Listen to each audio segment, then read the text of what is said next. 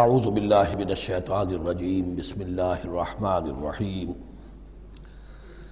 الذین ينفقون اموالهم باللیل والنہار سرا وعلانیۃ فلہم اجرہم عند ربہم ولا خوف علیہم ولا هم یحزنون الذین یأکلون الربا لا یقومون الا کما یقوم الذی یتخبطہ الشیطان من المس ذلك بأنهم قالوا إنما البيع مثل الربا وأحل الله البيع وحرم الربا فمن جاءه موعظة من ربه فانتهى فله ما سلف وأمره إلى الله ومن عاد فأولئك أصحاب النار هم فيها خالدون صدق الله العظيم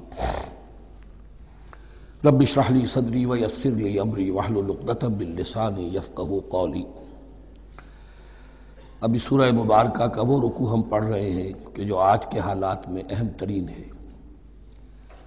اس لیے کہ اس دور میں اللہ کے خلاف بغاوت کی سب سے بڑی شکل تو ہے غیر اللہ کی حاکمیت کا تصور۔ سب سے بڑا شرک یہ ہے، نفسیاتی اعتبار سے سب سے بڑا شرک، مادے پر توکل، بتوں سے تجھ کو امید خدا سے نو امیدی، مجھے بتا تو صحیح اور کافری کیا ہے۔ لیکن یہ نفسیاتی اور داخلی بات ہے۔ خارجی اور واقعاتی دنیا میں سب سے بڑا شرک اس وقت وہ غیر اللہ کی حاکمیت، جو اب عوامی شکل اختیار کر گئی، عوامی حاکمیت۔ اور اس کے بعد اس وقت کے گناہوں میں، بدعملی میں سب سے بڑا فساد جو ہے وہ سود کی بنیاد پر ہے۔ سب سے بڑا فتنہ، سب سے بڑا فساد دنیا میں جو اس وقت سب سے بڑی شیطنت ہے، جو یہودیوں کے ذریعے سے پورے گلوب کو اپنی گرفت میں لینے کے لیے بیتاب ہے، وہ یہی ہے جو سود کا ہتھ کنڈا ہے، اس کی حرمت۔ یہاں ایک سوال میرے ذہن میں کبھی کبھی پیدا ہوتا تھا کہ یہ جو پہلی آیت ہے اس کا تعلق تو انفاق فی سبیل اللہ کے ساتھ ہے، اسے پچھلے رکوع کے ساتھ شامل ہونا چاہیے تھا، لیکن بعد میں یہ حقیقت مجھ پر منکشف ہوئی کہ بڑی حکمت کے ساتھ اس آیت کو اس رکوع کے ساتھ شامل کیا گیا ہے۔ وہ حکمت میں بعد میں بیان کروں گا۔ الذین ينفقون اموالهم باللیل والنہار، وہ لوگ کہ جو اپنا مال خرچ کرتے رہتے ہیں رات کو بھی دن میں بھی، سرا وعلانیۃ، خفیہ طور پر بھی اعلانیہ بھی، صدقات واجبہ اعلانیہ، صدقات نافلہ خفیہ، انفاق فی سبیل اللہ خفیہ۔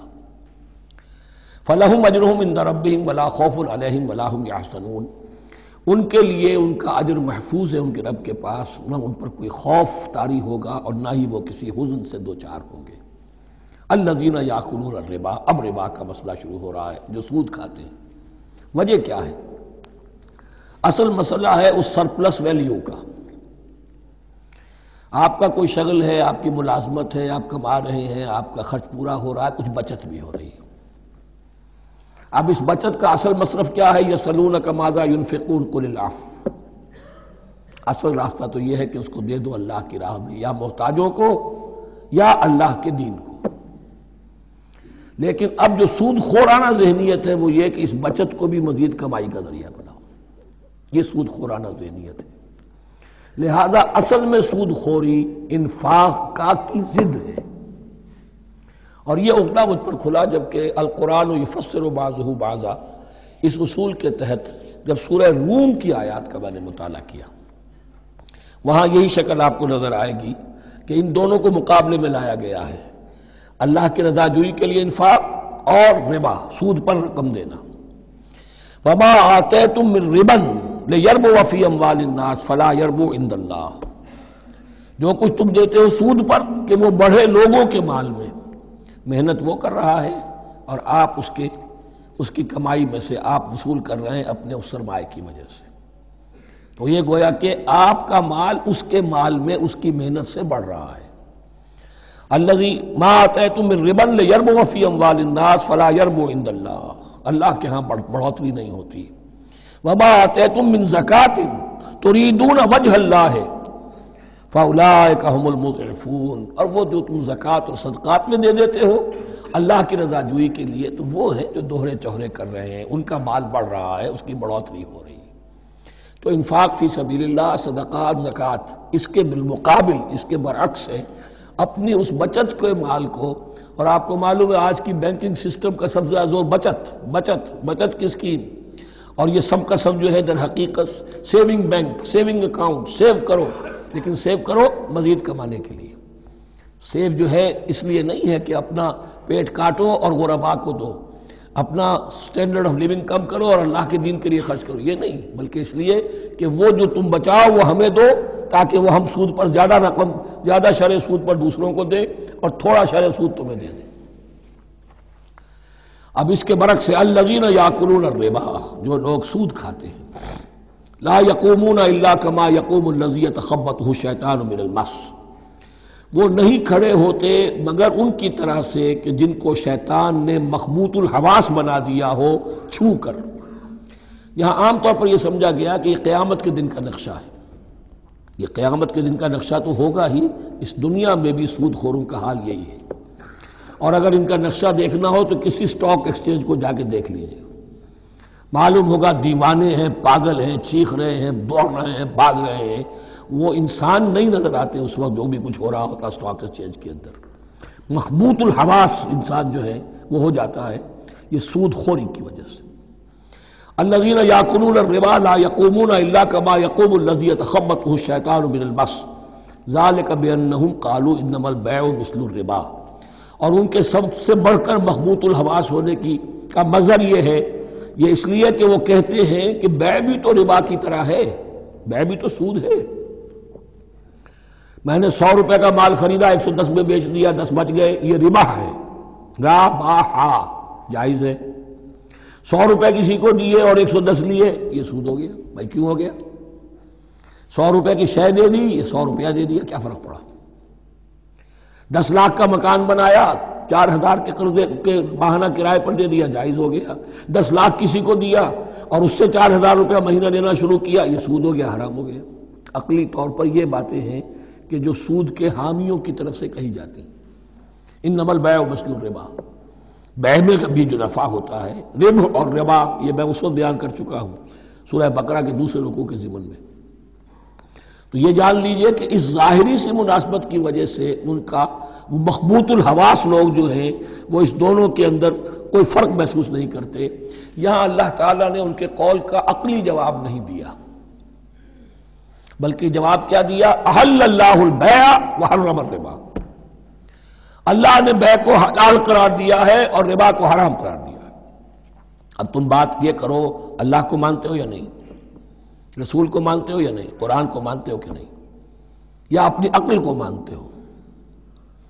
اگر تم مسلمان ہو، اگر تم مومن ہو تو اللہ کا حکم جو وہ فرمائے، نہ صرف اللہ کا، جو رسول کا ہے، ما آتاکم الرسول فخذوہ وما نہاکم عنہ فانتہوا، جو کچھ رسول تمہیں دے لے لو اور جس چیز سے روک دے رک جاؤ۔ یہ تو شریعت کا معاملہ ہے۔ ویسے اس میں جو فرق واقع ہوتا ہے وہ یہ ہے کہ ایک ہے فلوئڈ منی، فلوئڈ کیپٹل، ایک ہے فکسڈ کیپٹل۔ مکان 10 لاکھ کا ہے، لیکن مکان سے جو شخص رہ رہا فائدہ کیا اٹھائے گا؟ 1 مہینے رہے گا نا، بس اس کا بدل آپ نے لے لیا۔ 10 لاکھ روپے کسی کو نقد دے دیے، وہ کسی کام میں لگائے گا، 12 لاکھ بھی بن سکتے ہیں، 15 بھی لگ سکتے ہیں، 8 بھی رہ سکتے ہیں۔ اس میں آپ نے فکسڈ اگر لیا تو یہ حرام ہے۔ ان دونوں میں اگرچہ عام طور پہ کہا جائے گا یہ بھی کیپٹل ہے وہ بھی کیپٹل ہے، مکان بھی تو سرمایہ کی ایک شکل ہے، لیکن یہ فکسڈ کیپٹل ہے، اس کی شکل بدل نہیں رہی ہے۔ اس مکان میں تو ایک شخص رہ جائے گا، سکنا ہوگا، اس کی رہائش ہے، یا آپ کہیں گے اس کی ویئر اینڈ ٹیئر ہے تو اس کا آپ نے بدل لے لیا، بس ختم۔ لیکن وہ جائے گا، وہ مکان آپ کے لیے رہ جائے گا۔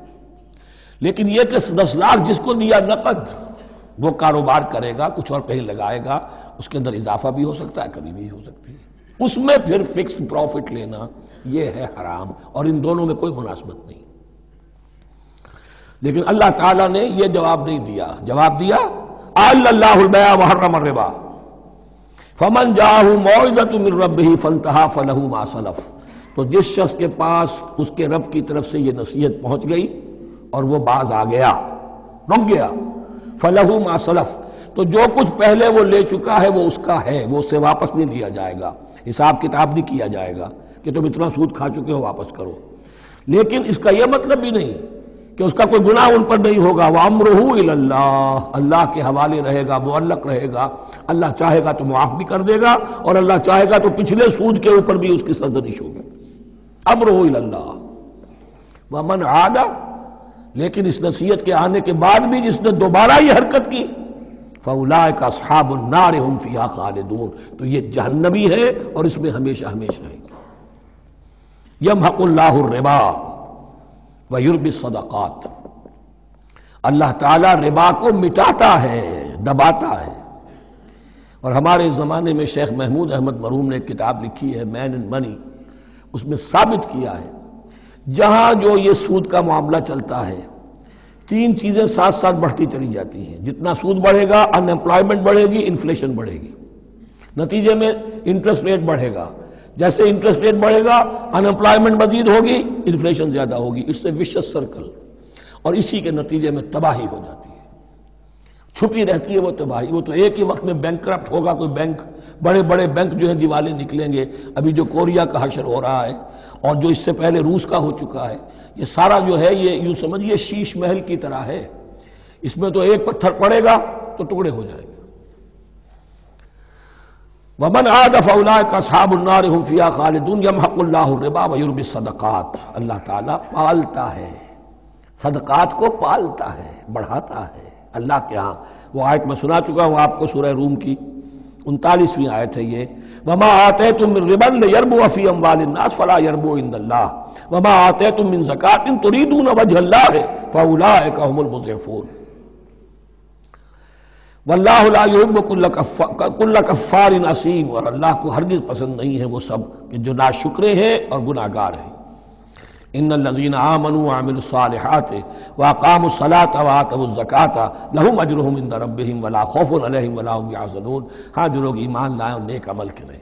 نیک عمل میں ظاہر بات ہے جو شے حرام ہے اس کا چھوڑ دینا بھی لازم ہے، اور نماز قائم رکھیں، زکوٰۃ ادا کریں، ان کے لیے ان کا اجر محفوظ ہے ان کے رب کے پاس.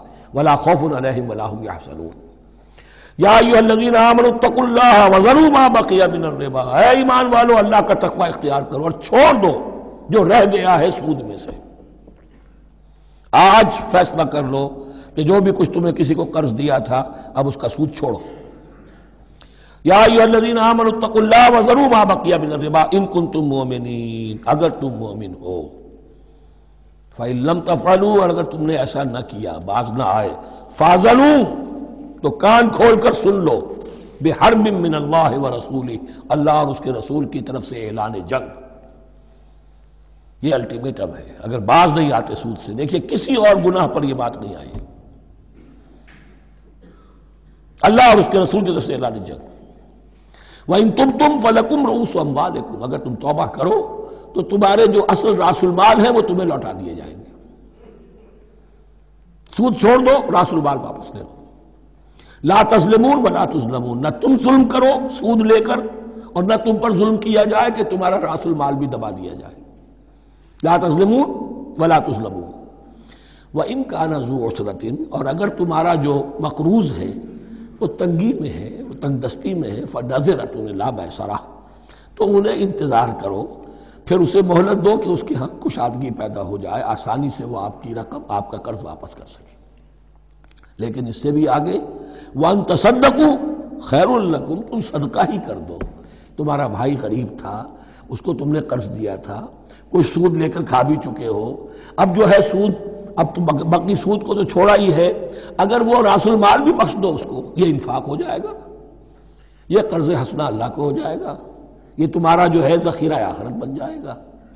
تو یوں سمجھیے کہ جو بھی جو ہے جس کو سرپلس ویلیو میں نے کہا تھا اسلامی معیشت کے اندر، جو بچت ہے آپ کی، اس بچت کا سب سے اونچا مصرف کیا ہے؟ صدقہ دے دو، انفاق کر دو. اس سے کم تر کیا ہے؟ قرض حسنہ. قرض دے دو کسی کو تاکہ وہ اپنی ضرورت چلا لے، اس کا کاروبار رکا ہوا تھا وہ چل پڑے گا اور تمہیں پھر وہ اپنی اصل رقم واپس کر دے گا. یہ قرض حسنہ اس سے کم تر درجہ ہے. تیسرا درجہ ایک اور بھی ہے جو جائز تو ہے مکروہ، پسندیدہ نہیں ہے. تم زیادہ ہی خسیس ہو، چلو مزاربت پر دے دو، اور مزاربت یہ ہے کہ رقم تمہاری کام وہ کرے گا. اگر بچت ہو جائے تو تم بھی لے لینا، اگر نقصان ہو جائے تو کوئی تاوان نہیں لے سکتے اس سے. یہ ہے مضاربت. اس کے بعد اگر تم کہو کہ میں دے رہا ہوں مجھے اتنے % تو بہرحال تم نے دینا ہی دینا ہے، اس سے بڑھ کر حرام شے کوئی نہیں.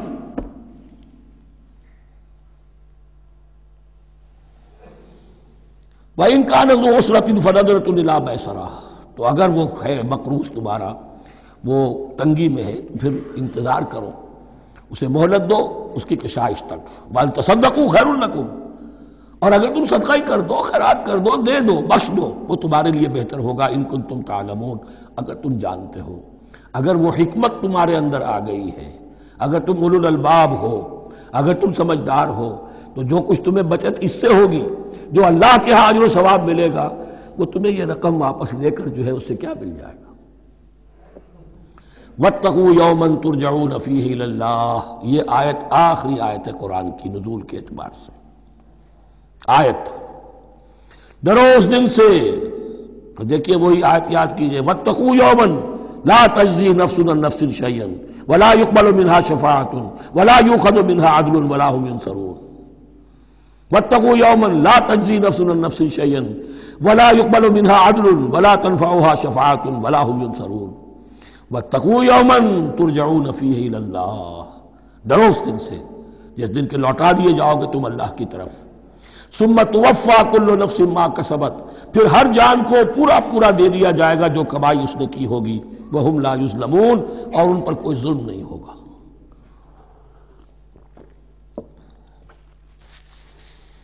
اب یہ قرآن مجید کی طویل ترین آیت آ رہی ہے، آیت دین.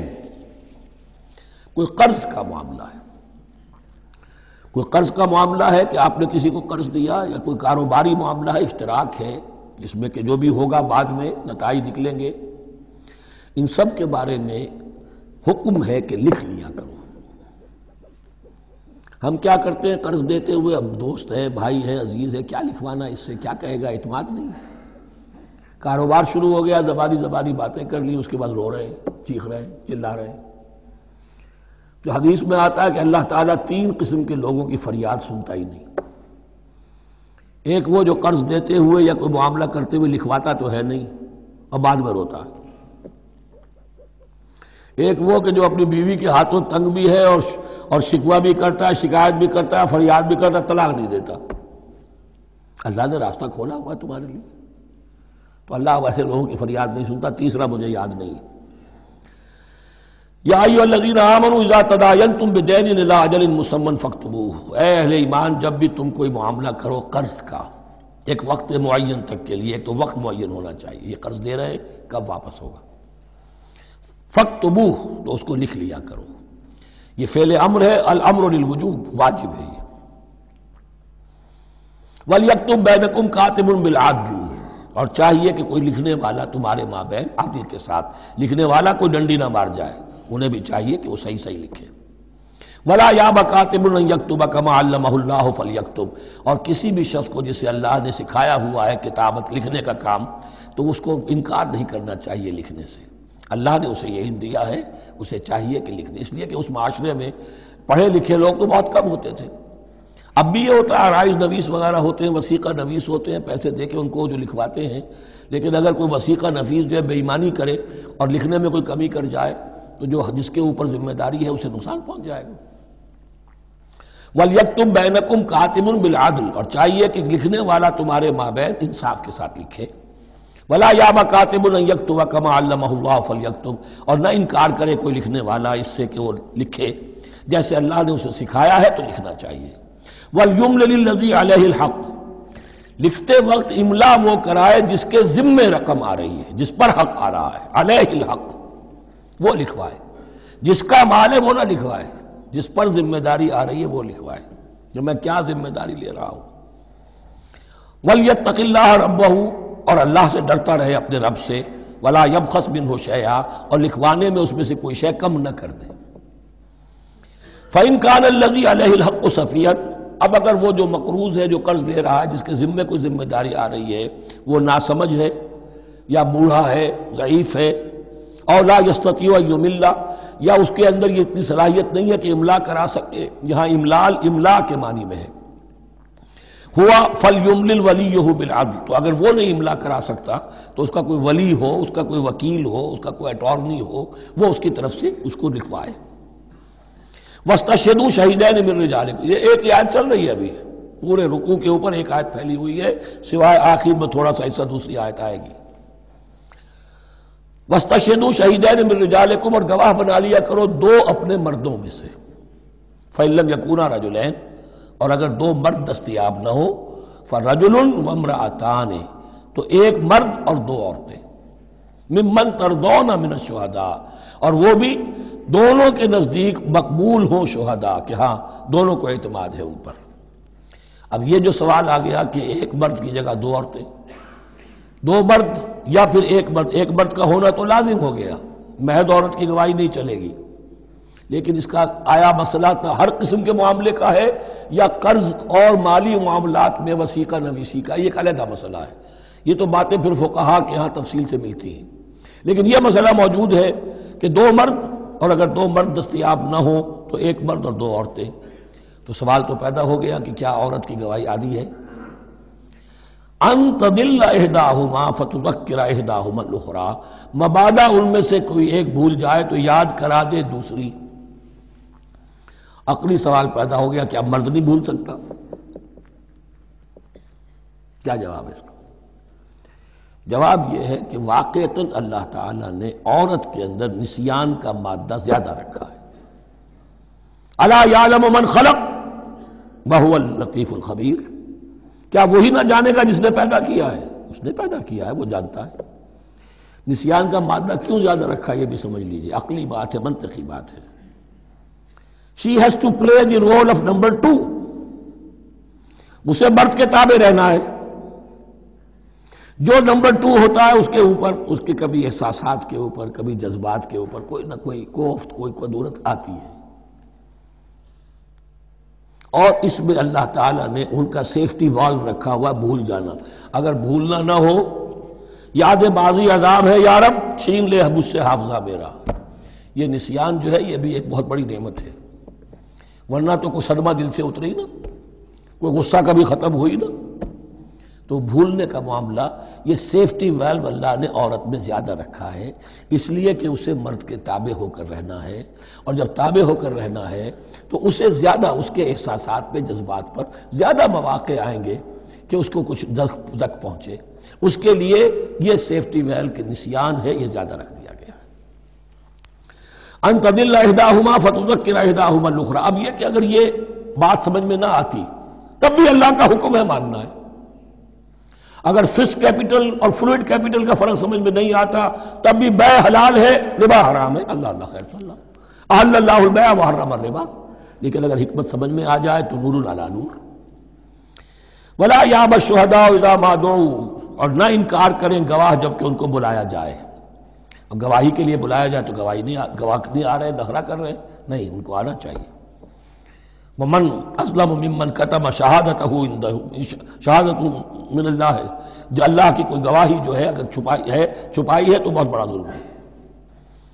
ولا تسأموا، اور اس سے تھکو مت، کسل مت کرو، سستی مت کرو، ان تکتبوہ، کہ تم لکھو اسے، صغیرا او کبیرا، چاہے چھوٹا معاملہ ہو چاہے بڑا ہو، الی اجلہ، وقت معین کے لیے، اتنا قرض دے رہا ہوں، اتنے وقت میں آپ نے مجھے لوٹانا ہے، اس کے بعد آپ بڑھا سکتے ہیں، آپ دیکھ سکتے ہیں، اسے مزید مہلت دے سکتے ہیں، ایسے ہی حالات ہیں تو آپ معاف بھی کر سکتے ہیں، لیکن یہ کہ جب لکھنا ہے، حکم دیا جا رہا ہے تو اس میں اجل معین ہو، الی اجلہ، اور اس میں چھوٹے بڑے کی تفریق نہ کرو، چاہے چھوٹا مسئلہ ہو بڑا لکھ لو، ذالکم اقسط عند اللہ، یہ اللہ کے نزدیک بھی زیادہ مبنی بر انصاف ہے، واقوم للشہادہ، اور گواہی کے لیے زیادہ قوی ہوگا اور زیادہ درست ہوگا، لکھی ہوئی شے ہوگی تو اب معاملہ جو ہے بہت واضح رہے گا، ورنہ زبانی یادداشت کے اندر کہیں کہیں جو ہے تعبیر ہی میں فرق ہو جاتا۔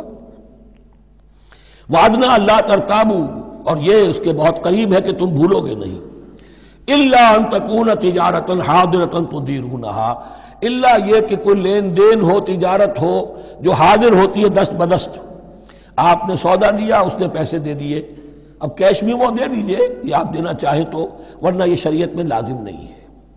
اگر ایسا دست بدست کا معاملہ ہے تو پھر یہ ہے کہ وہ تو ہو گیا ایکسچینج، وہ مال جو ہے دکاندار نے مال دیا، آپ نے پیسے دے دیے، اس کے لکھنے کی ضرورت نہیں ہے۔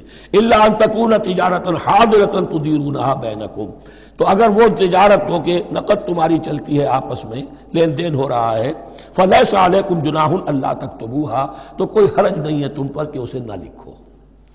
واشہدوا اذا تبایعتم، اور گواہ بنا لیا کرو جب کوئی مستقبل کا سودا کرو۔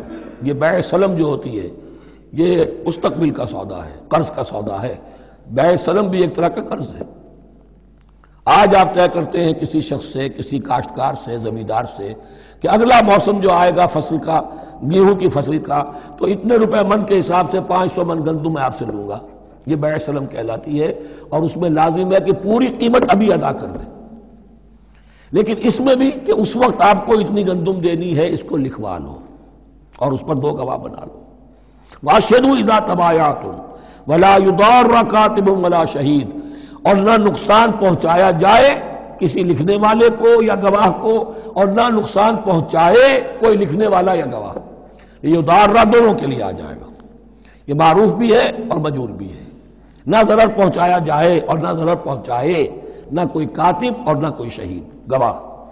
وَإِن تَفْعَلُوا، اگر تم ایسا کرو گے، نقصان پہنچاؤ گے، فَإِنَّهُ فُسُوقٌ بِكُمْ، تو یہ تمہارے لیے بہت بڑے گناہ کی بات ہوگی۔ وَاتَّقُوا اللَّهَ، اللہ سے ڈرو، وَيُعَلِّمُكُمُ اللَّهُ، اللہ تمہیں تعلیم دے رہا ہے، وَاللَّهُ بِكُلِّ شَيْءٍ عَلِيمٌ، اللہ ہر چیز کا علم رکھنے والا ہے۔ یہ ایک آیت ہوئی ہے، آخری پارے کی میرا غالب 4 5 6 صورتیں جمع کر لیں تو جا کر ہی ایک آیت کا حجم برابر ہوگا۔ جو میں نے کہا تھا کہ آیات کی تعیین توقیفی ہے، یہ ہمارے حساب کتاب سے، گرامر سے، منطق سے، علم بیان سے کسی سے کوئی تعلق نہیں اس کا۔ وَإِن كُنتُمْ عَلَىٰ سَفَرٍ، اور اگر تم سفر پر ہو، وَلَمْ تَجِدُوا كَاتِبًا، اب وہاں کوئی لین دین کا معاملہ ہو گیا، قرض کا ہو گیا، کاتب کوئی ہے نہیں، فَرِحَانٌ مَقْبُوضَةٌ، تو کوئی گروی شے رکھ لو قبضے میں، فلاں شے آپ کے قبضے میں رہے گی، آپ اتنے پیسے مجھے دے دیجئے، میں جب یہ واپس کر دوں گا اپنی چیزیں آپ، میری چیز مجھے لوٹا دیجیے گا، یہ رہن ہے مقبوضہ۔ لیکن رہن سے کوئی فائدہ اٹھانے کی اجازت نہیں، وہ سود ہو جائے گا۔ اگر مکان رہن رکھا گیا ہے، قبضہ تو ہوگا اس کا، لیکن یہ کہ وہ اس کا کرایہ نہیں لے سکتا، کرایہ مالک کو جائے گا، اس سے کوئی استفادہ نہیں کر سکتا اس مال سے۔ رہان المقبوضہ۔ فَإِنْ أَمِنَ بَعْضُكُمْ بَعْضًا، پھر اگر کوئی شخص اب اطمینان کرتا ہے اور اعتبار کرتا ہے تم میں سے بعض کسی بعض کا، فَلْيُؤَدِّ الَّذِي اؤْتُمِنَ أَمَانَتَهُ، تو اب چاہیے اس شخص کو کہ جس کے اوپر یہ امانت آئی ہے، اگرچہ اس کے پاس رہن دینے کو کچھ نہیں تھا، یا یہ کہ دوسرے بھائی نے اس پر اعتماد کیا اور اس کی وجہ سے کوئی شے رہن نہیں لی، تو اب اس سے کوئی غلط فائدہ نہ اٹھائے، وہ گویا کہ اس کے پاس جو اس نے قرض لیا امانت ہے، اس کے پاس وہ امین بنایا گیا ہے۔ فَلْيُؤَدِّ الَّذِي اؤْتُمِنَ أَمَانَتَهُ، کہ اپنی امانت واپس لوٹائے، وَلْيَتَّقِ اللَّهَ رَبَّهُ، اور ڈرے اللہ سے جو اس کا رب ہے۔ وَلَا تَكْتُمُوا الشَّهَادَةَ، اور دیکھو گواہی کو چھپایا نہ کرو، وَمَنْ يَكْتُمْهَا فَإِنَّهُ آثِمٌ قَلْبُهُ، اور جو کوئی گواہی کو چھپائے گا تو اس کا دل گناہ میں مبتلا ہو جائے گا، دل داغدار ہو گیا تو رہ کیا گیا۔ وَاللَّهُ بِمَا تَعْمَلُونَ عَلِيمٌ، اور جو کچھ تم کر رہے ہو اللہ اسے جانتا ہے۔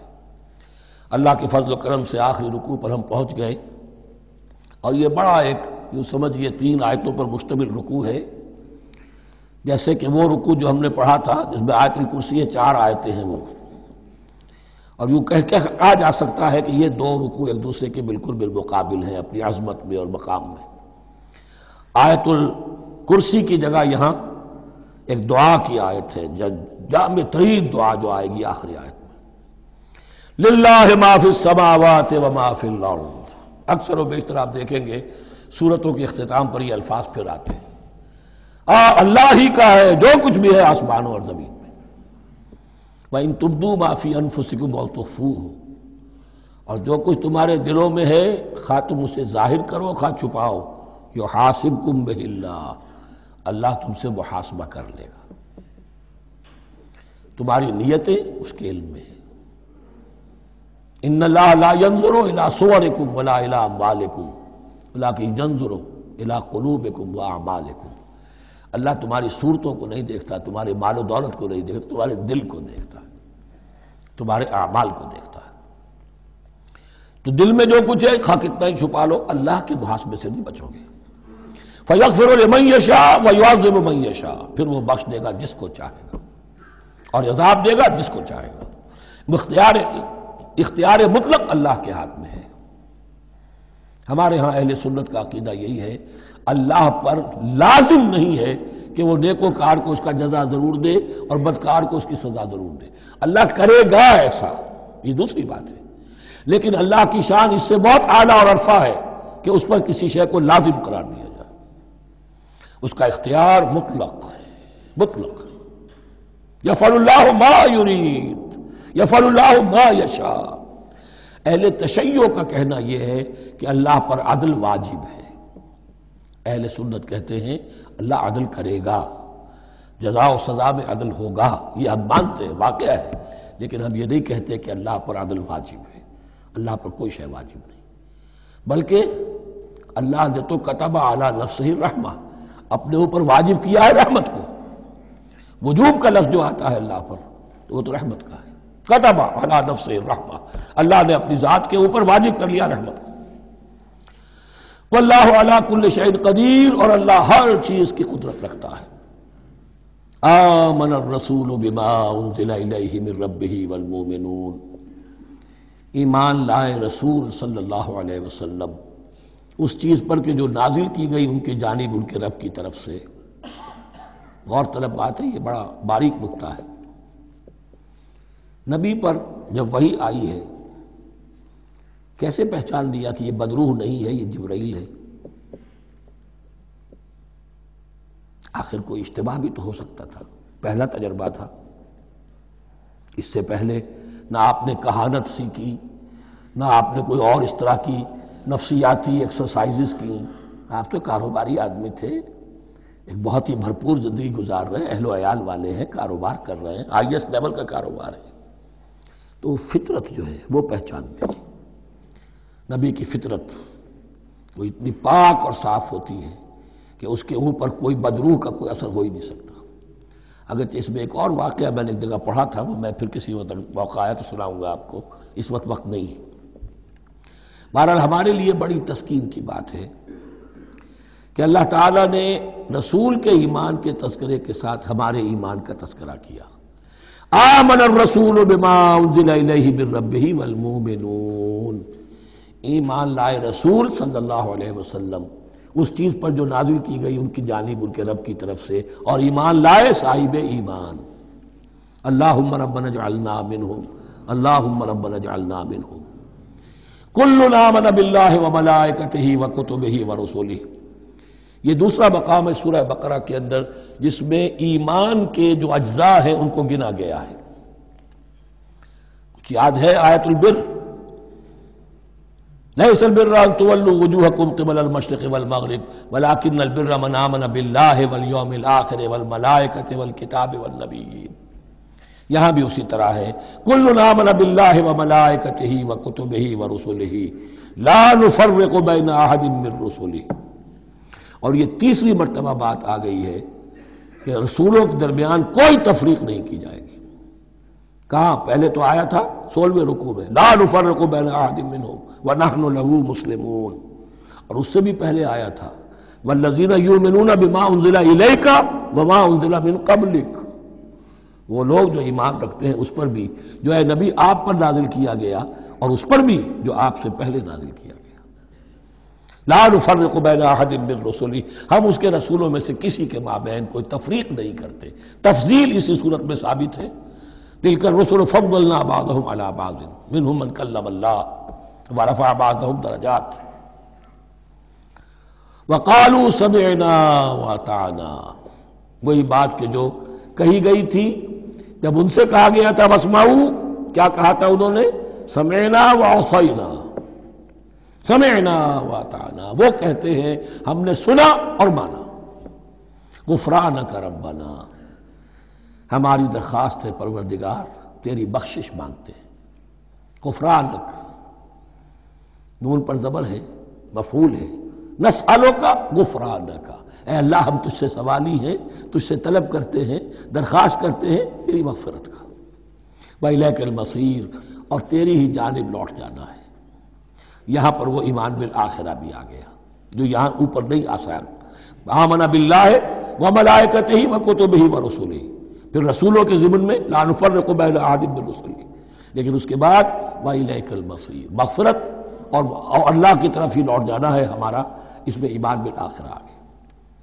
اب آخری آیت، لا یکلف اللہ نفسا الا وسعها، اللہ تعالی نہیں ذمہ دار ٹھہرائے گا کسی جان کو مگر اس کی وسعت کے مطابق۔ یہ بہت بڑے فضل و کرم والی آیت ہے، جیسے میں نے کہا تھا میگنا کارٹا جو ہے انسانی حقوق کا، کہ اجیب دعوت الداع اذا دعان، جہاں بھی مجھے کوئی پکارے، جب پکارے میں اس کی پکار سنتا ہوں، قبول کرتا ہوں۔ ہاں فَلْيُؤْمِنُوا بِي فَلْيَسْتَجِيبُوا لِي، انہیں بھی چاہیے کہ میرا کہنا مانے، دو طرفہ بات چلے گی، یک طرفہ نہیں۔ میری مانو، اپنی منواؤ، تم دعائیں کرو گے ہم قبول کریں گے، تم ہماری بات نہیں مانتے پھر تمہاری دعا تمہارے منہ پر دے ماری جائے گی۔ کرتے رہو قنوت نازلہ 40 دن کے 80 دن پڑھتے رہو، ڈھاکہ تو بیٹھ ہی جائے گا، بیٹھ گئے۔ یہودیوں سے شکست تو ہو ہی جائے گی، ہو گئی۔ کرتے رہو، حرمین میں پڑھتے رہو قنوت نازلہ، مکے میں پڑھو، مدینے میں پڑھو، پوری دنیا میں پڑھو۔ اللہ کو پیٹھ دکھائی ہوئی ہے، اس کے دین کو پاؤں تلے روندا ہوا ہے، اللہ کے باغیوں سے دوستی ہے، کسی نے قبلہ ماسکو کو بنایا تھا اور کسی نے واشنگٹن کو بنایا تھا، تمہاری دعائیں کیسے قبول ہوں؟ لیکن یہ جو آیت ہے یہ اس اعتبار سے بہت بڑی رحمت کی آیت ہے کہ اللہ تعالیٰ کے ہاں وہ اندھے کی لاٹھی والا معاملہ نہیں ہے کہ تمام انسانوں سے محاسبہ ایک ہی سطح پر ہو۔ اللہ جانتا ہے کس کی کتنی وسعت ہے، اور وسعت کن چیزوں سے بنتی ہے۔ آپ کو کوئی اور جین ملے ہیں، مجھے کوئی اور جین ملے ہیں، انہیں کوئی اور جین ملے ہیں، یہ جینز، ان جینز کی اپنی اپنی خصوصیات ہیں، خصائص ہیں، پراپرٹیز ہیں، لیمیٹیشنز ہیں۔ آپ کو کوئی اور ماحول ملا، اسے کوئی اور ماحول ملا، اسے کوئی اور ماحول ملا، تو hereditary factors multiplied by environmental factors, ان دونوں سے ایک شخصیت کا ہیولہ بنتا ہے انسان کا، جس کو پیٹرن کہتے ہیں ہمارے مستری لوگ۔ جب لوہے کا کوئی شے جو ہے ڈھالنی ہے تو اس کے لیے پہلے مٹی کا یا لکڑی کا ایک پیٹرن بناتے ہیں، انگریزی میں پیٹرن ہے، وہ پیٹرن کہتے ہیں ہمارے مستری لوگ۔ اب آپ لوہا جو ہے اس کو جب اسے کر لیں گے، مائع بنا لیں گے، گلا لیں گے، پھر اس میں ڈالیں گے، وہی شکل ہو جائے گی۔ یہ شاکلہ ہے ہر انسان کا جو بن جاتا ہے۔ قُلْ كُلٌّ يَعْمَلُ عَلَى شَاكِلَتِهِ فَرَبُّكُمْ أَعْلَمُ بِمَنْ هُوَ أَهْدَىٰ سَبِيلًا، اس شاکلہ کے اندر اندر آپ کو محنت کرنی ہے۔ اللہ جانتا ہے کس کا شاکلہ وسیع تھا، کس کا شاکلہ تنگ تھا، کس کے جینز اعلیٰ تھے، کس کے جینز ادنا تھے، کس کے ہاں ذہانت زیادہ تھی، کس کے ہاں جسمانی قوت زیادہ تھی۔ جو بھی کچھ اس نے دیا ہے، جس کو وہاں ہم نے رکھا اس کو وہاں رکھا، اس نے وہاں تعلیم پائی، اس نے یہاں تعلیم پائی، جو بھی انوائرمنٹل فیکٹرز آئے ہیں، جو بھی جینیٹک فیکٹرز آئے ہیں، سب اللہ کے علم میں ہے۔ ان سب کو ملحوظ رکھ کے اللہ حساب لے گا۔ جو شاکلہ ہم نے تمہیں دیا تھا اس میں تم نے کیا کیا؟ ایک شخص کے اندر فرض کیجئے استعداد ہی ہے 20 درجے کی استعداد ہے، اس نے فرض کیجئے 18 درجے کام کر دیا، کامیاب ہو گیا۔ کسی میں استعداد 100 درجے کی تھی، اس نے 50 درجے کیا، ناکام ہو گیا۔ حالانکہ کمیت کے اعتبار سے 50 درجے زیادہ ہے 18 درجے سے، لیکن یہ 18 درجے کا کام وہ کر رہا ہے جس کے اندر استطاعت تھی ہی 20 کی، یا 18 ہی کی تھی، اس نے پوری کر دی۔ اور 50 درجے والا وہ جس کو اللہ نے دے رکھی تھی 1000 کی استطاعت، اس کا وہ 50 بیکار ہو گیا۔ تو اللہ تعالیٰ کا محاسبہ جو ہے انڈیویجول ہے، اس لیے فرمایا گیا کلہم آتی ہے یوم القیامت فردا، ان میں سب لوگ اس دن قیامت کے دن سب آئیں گے اکیلے اکیلے، تنہا تنہا، ہر ایک کا حساب ہوگا وہاں، اور ہر ایک کا حساب ہوگا لا یکلف اللہ نفسا الا وسعها، اللہ ذمہ دار نہیں ٹھہرائے گا کسی بھی جان کو مگر اس کی وسعت کے مطابق۔ البتہ اس کا اب ایک ریورس ہے۔ ہوتا کیا ہے، ہم سمجھتے ہیں دنیا میں تو بھاگ دوڑ کر رہے ہیں اور دین اجی ہمارے اندر تو استطاعت ہے، دین کے کام کی صلاحیت ہی نہیں ہے۔ دنیا میں دیکھیں بڑے کامیاب تیزی کے ساتھ دوڑ رہے ہیں، کامیاب پر کامیاب، دین ہمارے اندر تو استطاعت نہیں ہے، استعداد ہی نہیں ہے، کیا کریں؟ یہ دھوکہ ہے، سیلف ڈسیپشن ہے۔ استعداد اور استطاعت کے بغیر اور صلاحیت اور ذہانت کے بغیر دنیا میں بھی آپ کما نہیں سکتے، محنت نہیں کر سکتے، کوئی نتائج حاصل نہیں کر سکتے۔ یہ دھوکہ اپنے آپ کو نہ دیجئے، یہ ہے جو کچھ کر سکتے ہو کیجئے، کھودیے اپنی شخصیت کو، کھود کھود کر جو نکال سکتے ہو نکال دیجئے۔ ہاں آپ نکال سکیں گے اتنا ہی جتنا آپ کے اندر ودیت ہے، زیادہ کہاں سے لے آئیں گے؟ اور اللہ نے کس میں کیا ودیت کیا ہے وہ جانتا ہے، اس کا حساب لینا جو ہے محاسبہ وہ اس پر ہے کہ جو اس نے تمہیں دیا ہے۔ لا، اور یہ مضمون قرآن مجید میں 5 مرتبہ آیا ہے بہت اہمیت کے ساتھ۔ لا یکلف اللہ نفسا الا وسعها لها ما کسبت وعلیہا ما اکتسبت، اسی جان کے لیے ہے جو اس نے کمایا اور اس کے اوپر وبال بنے گا جو اس نے برائی کمائی۔ لیکن لام اور علا، لہا ما کسبت، جو بھی اس نے نیکی کمائی اس کے حق میں ہے، اس کے لیے ہے، اس کا اجر ملے گا، ثواب ملے گا، اور جو بدی کمائی وہ اس پر وبال بنے گا، اسی کے لیے اس کو سزا ملے گی، اسی کے حوالے سے۔ اب وہ آخری دعا آ گئی، جامع ترین اور عظیم ترین دعا ہے قرآن مجید کی۔ ربنا لا تؤاخذنا ان نسینا او اخطانا۔ اہل ایمان کے راستے پر، عمل صالح کے راستے پر مقدور بھر، امکان بھر اپنی شخصیت کے کونوں کھدروں میں سے بھی نکال کر، اپنی ریزیڈول انرجیز کو بھی نکال کر اللہ کی راہ میں لگا دیں، لیکن اس کے بعد بھی کوئی غرہ نہ ہو، کوئی غرور نہ ہو، کوئی اپنی محنت پر، اپنی نیکی پر، اپنی کمائی پر، اپنے کارناموں پر کہیں انسان دھوکہ نہ کھا جائے۔ کیفیت کیا رہنی چاہیے؟ وہ یہ ہے تواضع، عجز، انکساری۔ ربنا لا تؤاخذنا ان نسینا او اخطانا، اے رب ہم سے مواخذہ نہ کیجو اگر ہم بھول جائیں یا ہم سے خطا ہو جائے۔ نسیان بھی ہے، الانسان مرکب من الخطاء والنسیان، انسان کے اندر یہ دونوں چیزیں، خطا اور نسیان، یہ تو گندھی ہوئی ہیں۔ خطا یہ ہے کہ آپ نے اپنی امکانی حد تک تو نشانہ ٹھیک لگایا تھا، نشانہ خطا ہو گیا، ٹھیک ہے، کوئی بات نہیں، آپ کی نیت صحیح تھی۔ ایک اجتہاد کرنے والا اجتہاد کر رہا ہے، امکانی حد تک اس نے کوشش کی ہے کہ صحیح رائے تک پہنچے، لیکن خطا ہو گئی، اللہ معاف کرے گا۔ اس نے اپنی امکانی کوشش کی تھی، لہذا اسے ثواب ملے گا۔ مجتہد مخطی بھی ہو تو ثواب ملے گا، مجتہد مصیب ہے، صحیح رائے پر پہنچ گیا ہے تو دوہرا ثواب ملے گا، لیکن مجتہد مخطی ہے تب بھی ثواب ملے گا۔ تو بھول چوک پر، یہ بھول چوک، خطا جو ہے چوک صحیح ہے بالکل لفظ اس کے لیے، چوک جانا، نشانہ چوک گیا۔ تو اے پروردگار جو بھی ہم سے سرزد ہو جائے، غلطی ہو جائے، بھول کی وجہ سے یا خطا کی وجہ سے، اس پر مواخذہ نہ کیجو۔ ربنا ولا تحمل علینا اصرا کما حملتہ علی الذین من قبلنا، اور اے رب ہمارے، ہم پر وہ بوجھ نہ ڈالیو جس سے ہم لے کر چل نہ سکیں۔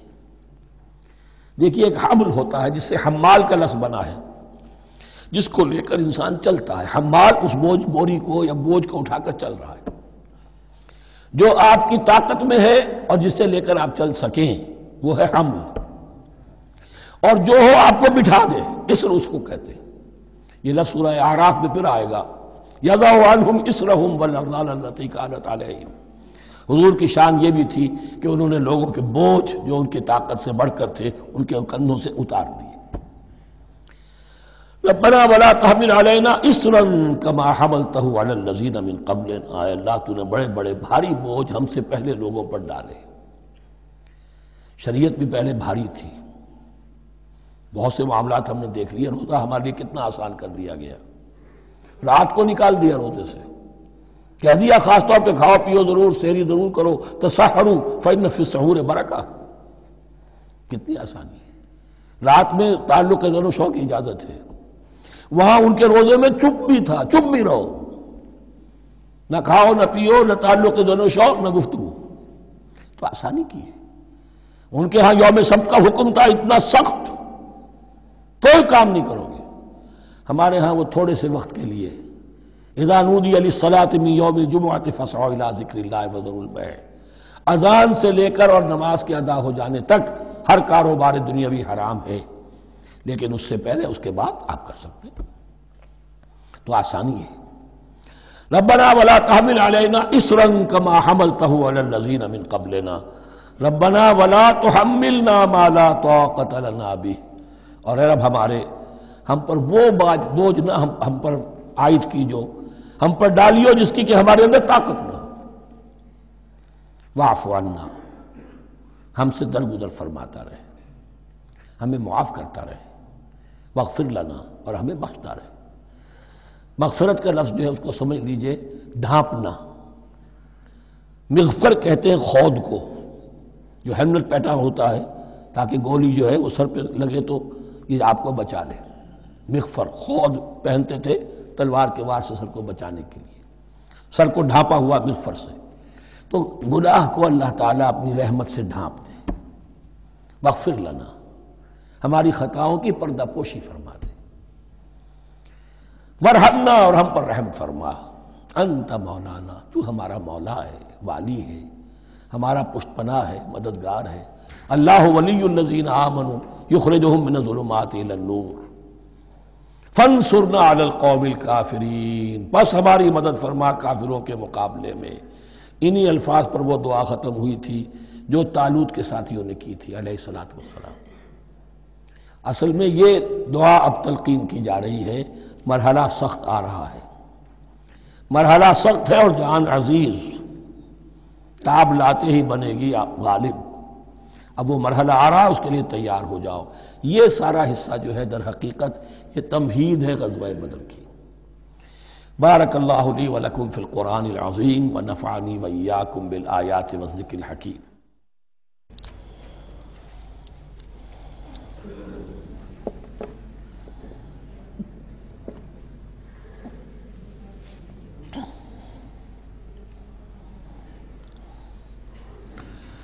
بسم اللہ اولہ و آخرہ۔ سورہ بقرہ کے ترجمے اور مختصر تشریح کے اختتام کے بعد اب ہمیں مکی اور مدنی صورتوں کے اس پہلے گروپ میں جو دو جوڑے مدنی صورتوں کے ہیں، ان میں سے پہلے جوڑے کی دوسری صورت کا مطالعہ کرنا ہے۔ یہ سورہ آل عمران ہے۔ جیسا کہ اس سے قبل بھی میں آپ کو بتا چکا ہوں کہ جوڑے ہونے کی نسبت یہ ہے کہ ان دونوں چیزوں میں گہری مشابہت بھی ہو، مرد اور عورت بہت مشابہت بھی ہے لیکن کچھ فرق بھی ہو، اور جو فرق ہو وہ ایسا ہو کہ جس سے ایک دوسرے کے لیے کمپلیمنٹری ہو، ایک دوسرے سے مل کر کسی مقصد کی تکمیل ہوتی ہو۔ یہ نسبت زوجیت کی حقیقت ہے۔ اب آپ دیکھیں گے مشابہتیں جو ہیں بہت نمایاں جو سورہ بقرہ میں اور سورہ آل عمران میں ہیں، کہ دونوں شروع ہوئی ہیں الف لام میم سے۔ دونوں کے شروع میں قرآن مجید کی عظمت کا بیان ہے، اگرچہ سورہ آل عمران میں اس کے ساتھ ہی تورات اور انجیل کا بیان بھی ہے۔ دونوں کے اختتام پر بڑی عظیم آیات آئی ہیں۔ وہ آیت ہم پڑھ چکے ہیں جو سورہ بقرہ کے اختتام پر آئی ہے، جو کہ ایک عظیم دعا پر مشتمل ہے، عظیم ترین دعاؤں میں سے اس کو شمار کیا جا سکتا ہے۔ ربنا لا تؤاخذنا ان نسینا واخطانا۔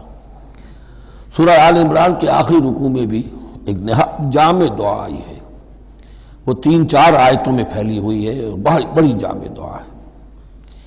پھر جیسے میں نے آپ کو بتایا کہ سورہ بقرہ میں بھی یہ سورۃ الامتین ہے، دو امتوں سے بحث کر رہی ہے، گفتگو کر رہی ہے، خطاب کر رہی ہے۔ یہی معاملہ سورہ آل عمران کا بھی ہے، لیکن یہ فرق ہے کہ سورہ بقرہ میں زیادہ گفتگو ہے یہود کے بارے میں، اور سورہ آل عمران میں زیادہ گفتگو ہے آل عمران کے نصارہ کے بارے میں۔ تو گویا کہ اس طرح وہ تکمیل ہو رہی ہے کہ اہل کتاب کا جو ایک طبقہ تھا اور اہم تر طبقہ تھا یہود، دینی اعتبار سے ان کی اہمیت زیادہ تھی، چاہے تعداد میں وہ کم تھے اور کم ہے، لیکن یہ کہ دینی اعتبار سے ان کی اہمیت زیادہ رہی ہے۔ دوسرا طبقہ ہے یہ عیسائیوں کا، لیکن یہ کہ ان کا تذکرہ وہاں بہت کم آیا، یہاں آپ کو اس سورہ آل عمران میں زیادہ خطاب ان سے ملے گا۔ پھر جیسے سورہ بقرہ کا پہلا نصف جو ہے وہ 18 رکوعوں پر اور 152 آیات پر مشتمل تھا، اور نصف ثانی جو ہے وہ 22 رکوعوں پر لیکن 134 آیات پر مشتمل تھا، تو تقریباً مساوی دو حصے تھے۔ وہی کیفیت آپ کو یہاں ملے گی، بلکہ یہاں وہ بتمام و کمال ہے، دونوں حصے بہت مساوی ہیں۔ کل 20 رکوع ہیں، 10 رکوع ایک نصف اول میں ہے، 10 رکوع نصف ثانی میں ہے۔ صرف ایک آیت کا فرق ہے کہ پہلے 10 رکوعوں میں 101 آیات ہیں اور دوسرے 10 رکوعوں میں 99 آیات ہیں۔ پھر جیسے وہاں 3 حصے ہیں نصف اول کے، ویسے ہی یہاں بھی 3 حصے ہیں نصف اول کے، لیکن یہاں رکوعوں کی تقسیم نہیں ہے بلکہ آیات کی ہے۔ پہلی 32 آیات میں تمہیدی کلام ہے، جیسے کہ 4 رکوع سورہ بقرہ کے، اگرچہ وہاں روح سخن ابتدا ہی سے یہود کی طرف ہو گیا تھا، یہاں روح سخن ابتدا ہی سے نصارہ کی طرف ہے، لیکن یہ کہ یہاں کی 32 آیات اسی طرح تمہیدی کلام پر مشتمل ہے جیسی کہ سورہ بقرہ کے 4 رکوع۔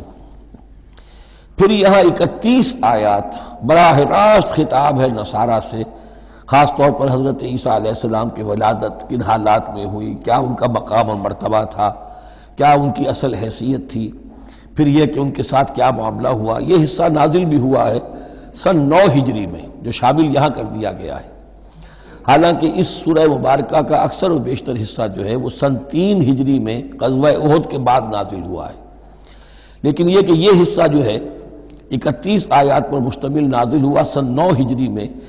نجران ایک بستی تھی عرب کے جنوب میں یمن کی طرف، اور وہاں عیسائی آباد تھے، تو وہاں کے عیسائیوں کے سردار اور ان کے جو بڑے لاٹ پادری تھے وہ کچھ 70 عیسائیوں کا ایک وفد لے کر آئے حضور کی خدمت میں مدینہ منورہ میں، بات سمجھنے سمجھانے کے لیے کہ آپ کس بات کی دعوت دے رہے ہیں، اور کئی دن مقیم رہے اور بات پوری سمجھ بھی لی، خاموش بھی ہو گئے، پھر بھی بات نہیں مانی تو حضور نے مباہلے کی دعوت دی، اس چیلنج کو قبول کیے بغیر وہاں سے چلے گئے۔ لیکن یہ کہ بہرحال انہوں نے جو ترتیب جس شدت کے ساتھ ہونی چاہیے تھی ان کی طرف سے وہ بھی نہیں کی، یہ شرافت کا انہوں نے مظاہرہ کیا۔ بہرحال یہ 9 رکوع، یہ جو 31 آیات ہیں سن 9 میں نازل ہوئی۔ یہی نوٹ کر لیجئے کہ سورہ بقرہ کی بھی ایک بات میں بتانے سے میں بھول گیا اس وقت، کہ یہ جو سود سے متعلق احکام ہیں، جو رکوع ہے، جو 38واں رکوع ہے سورہ بقرہ، یہ بھی تقریباً سن 9 میں نازل ہوا ہے۔ گویا کہ وہ مشابہت بھی موجود ہے کہ اگرچہ سورہ بقرہ کا اکثر و بیشتر حصہ غزوہ بدر سے قبل نازل ہوا، لیکن اس میں بھی کچھ آیات وہ ہیں جو سن 9 ہجری میں نازل ہوئی ہیں، اور سود کے بارے میں آخری حکم ہے۔ اسی طریقے سے یہاں جو یہ نجران کے عیسائیوں سے خطاب کے لیے جو آیات نازل فرمائی گئیں، یہ سن 9 میں نازل کی گئیں، لیکن شامل ہے سورہ آل عمران میں، کہ جس کا اکثر و بیشتر حصہ سن 3 ہجری میں غزوہ احد کے بعد نازل ہوا ہے۔ پھر جیسے سورہ بقرہ کے نصف اول کا جو آخری تیسرا حصہ تھا، وہ 15واں 16واں 17واں 18واں رکوع، اس میں یہ کہ حضرت ابراہیم کا ذکر تھا، خانہ کعبہ کا ذکر تھا، اسی طریقے سے وہی بات یہاں ملے گی آپ کو۔ اور یہاں اب اہل کتاب کو دعوت دی گئی ہے اسی انداز میں جیسے کہ وہاں 16ویں رکوع میں سورہ بقرہ کے دی گئی ہے۔ یہ تیسرا حصہ جو ہے نصف اول کا، یہ 38 آیات پر مشتمل ہے، بہت جامع آیات ہیں، بہت اہم آیات ہیں۔ اس کے بعد نصف ثانی شروع ہو جاتا ہے، جس میں کہ یا ایھا الذین آمنوا، جیسے 19ویں رکوع سے شروع ہوا سورہ بقرہ میں، یا ایھا الذین آمنوا استعینوا بالصبر والصلاۃ ان اللہ مع الصابرین، یہاں اب یہ 11واں رکوع جو ہے وہ شروع ہوگا، یا ایھا الذین آمنوا اتقوا اللہ حق تقاتہ ولا تموتن الا وانتم مسلمون۔ یہ جو نصف ثانی کے 10 رکوع ہیں، ان کی تقسیم یہاں پر عمودی ہے، افقی نہیں ہے۔ پھر تقسیم کر سکتے ہیں، پہلے 2 رکوعوں میں زیادہ خطاب مسلمانوں سے ہے، اور پھر اگرچہ روح سخن جو ہے پھر اہل کتاب کی طرف بھی ہے۔ پھر 6 رکوع مسلسل ہیں غزوہ احد کے حالات پر مشتمل، جو مسائل سامنے آئے ان پر تبصرہ، جو مسلمانوں سے غلطیاں ہوئیں ان پر گرفت، آئندہ کے لیے ہدایات۔ تو یہ پورے 60 آیات ہیں تقریباً، اور 6 رکوعوں پر پھیلی ہوئی ہیں۔ یہ سب کے سب یوں سمجھیے کہ قرآن مجید کا ایک مستقل باب ہے، چیپٹر ہے، غزوہ احد اس کا عنوان ہو سکتا ہے، لیکن قرآن میں اس طرح سے چیپٹر بنائے نہیں گئے ہیں، بلکہ یہ صورتیں ہیں کہ جو میں نے جیسا کہ ابتدا میں عرض کیا تھا تعارف قرآن کے ضمن میں، کہ یہ مجموعہ خطبات الہیہ ہے، ایک خطبہ نازل ہو رہا ہے اور اس کے اندر جو مضامین آ رہے ہیں، لیکن ان میں ربط اور ترتیب ہے۔ اس ربط اور ترتیب پر توجہ اب تک کم ہوئی ہے، لیکن اب اس دور میں قرآن حکیم کے علم و معرفت کا یہ پہلو بھی اب زیادہ نمایاں ہوا ہے کہ اس میں بار نظم ہے، نظام القرآن، اس کے اندر تنظیم ہے، اس میں آیات کا آپس میں ربط ہے، سورتوں کا سورتوں سے ربط ہے، اور ایسے ہی یہ جو ہے الٹپ کلام نہیں ہے۔ پھر آخری دو رکوع، وہ ان میں سے ایک تو جو ہے آخری رکوع، وہ تو بہت ہی جامع ہے، اور اس میں وہ عظیم دعا بھی آئی ہے، اور فلسفہ ایمان کے بارے میں اہم ترین بحث ہے کہ جو اس مقام پر آئی ہے۔ اور اس طریقے سے، اور جو اس سے پہلے کا رکوع ہے 19واں رکوع، وہ بھی در حقیقت کنکلوڈنگ جس کو کہا جاتا ہے، سم اپ کرتے ہوئے پوری سورہ مبارکہ کے مضامین کو، بڑے جامع مضامین پر مشتمل ہے۔ تو اس طرح آپ دیکھیں گے، اور جگہ جگہ آپ دیکھیں گے کہ بعض اوقات تو الفاظ وہی آ رہے ہیں، وہی انداز ہے۔ وہاں بھی کہا گیا تھا مسلمانوں تم کہو ہم ایمان رکھتے ہیں اللہ پر اور جو کچھ ہم پر نازل کیا گیا اور جو کچھ ابراہیم پر اور اسحاق پر، وہی آپ کو آیات یہاں بھی ملیں گی۔ حضرت ابراہیم کا ذکر وہاں یہاں بھی ملے گا۔ یہود پر ضربت علیہم الذلۃ والمسکنہ والی آیت وہ یہاں بھی آئے گی۔ ذرا ترتیب کا فرق ہے، اور اسی ترتیب کے فرق کی وجہ سے ہمارے قاری صاحب جو ہیں حافظ مقبول صاحب وہ چکر کھاتے رہے ہیں کہ سورہ بقرہ میں وہ اس مقام کو پڑھتے ہوئے اور وہ چلے جاتے تھے سورہ آل عمران میں۔ تو یہ متشابہ کہلاتے ہیں، قرآن مجید میں متشابہ، اور یہ حفاظ کے لیے مشکل ترین مقام ہوتے ہیں کہ تیزی میں روانی میں وہ اس سے مشابہ جو مقام ہے وہ ادھر منتقل ہو جاتے ہیں۔ لیکن مضامین کے اندر آپ کو اتنی گہری مناسبت نظر آئے گی کہ جس کو میں نے تشبیہ دی ہے زوجیت، کہ ظاہر بات ہے کہ ہر حیوان کا جوڑا جو ہوتا ہے وہ یوں سمجھیے کہ 90% تو ایک دوسرے سے مشابہ ہوں گے، لیکن یہ کہ ان میں 5-10% کا فرق بھی ہوگا، اور وہ فرق بھی ایسا ہوگا کہ جو دونوں کے جمع ہونے سے کوئی نیا مقصد پیدا ہو رہا ہے۔ اب جیسا کہ آپ کو معلوم ہے تناسل کا معاملہ ہے، اس کے اعتبار سے مرد اور عورت کے جسم میں فرق ہے، لیکن دونوں سے مقصد تناسل جو ہے کہ آگے نسل پھیلے، اولاد ہو، وہ مقصد حاصل ہو رہا ہے، وہ یک طرفہ طور پر حاصل نہیں ہو سکتا۔ یہ نسبت زوجیت جو ہے قرآن حکیم کی صورتوں میں بتمام و کمال ہے، اکثر و بیشتر میں۔ البتہ ان میں گہرے تدبر کی ضرورت ہے، غور و فکر کیا جائے، سوچ بچار کیا جائے، تو پھر اس نظم قرآن کے حوالے سے اضافی معانی، اضافی علم، اضافی معرفت، اضافی حکمت کے خزانے کھلتے ہیں۔ بس اسی پر اکتفا کرتے ہیں، اور اب اس کے بعد ہم اس سورہ مبارکہ کا، سورہ آل عمران کا، یہ اور یاد کر لیجئے کہ میں نے آپ کو بتایا تھا کہ نبی اکرم صلی اللہ علیہ وسلم نے ان دونوں صورتوں کو ایک نام دیا ہے۔ جیسے آخری جو 2 صورتیں ہیں قرآن مجید کی، ان کو ایک نام دیا گیا معوذتین، قل اعوذ برب الفلق، قل اعوذ برب الناس۔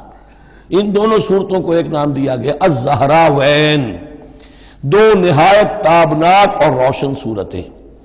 تو یہ اس میں تمہیدی کلام میں بس اسی پر اکتفا کر کے اب ہم آگے مطالعہ شروع کرتے ہیں۔ بارک اللہ لی و لکم فی القرآن العظیم و نفعنی و ایاکم بالآیات والذکر الحکیم۔